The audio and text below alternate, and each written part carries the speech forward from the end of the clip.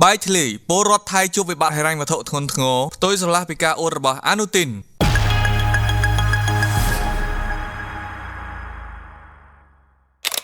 លទ្ធផលស្ទង់មតិដ៏គួរឲ្យភ្ញាក់ផ្អើលនៅថៃប្រជាជនភាគច្រើនកំពុងប្រឈមមុខនឹងវិបត្តិជីវភាពធ្ងន់ធ្ងរខណៈដែលការអះអាងរបស់នាយករដ្ឋមន្ត្រីអនុទានច័ន្ទវីរៈគុលថាអាចធ្វើឲ្យប្រជាជនថៃខ្លាចជាអ្នកមាននោះឥឡូវនេះបានខ្លាចជាប្រធានបទដ៏ក្រៅកគោកបន្ទាប់ពីការស្ទង់មតិថ្មីមួយបានបង្ហាញពីការពិតដ៏ជូរចត់ទិន្នន័យសំខាន់ៗនៃការស្ទង់មតិ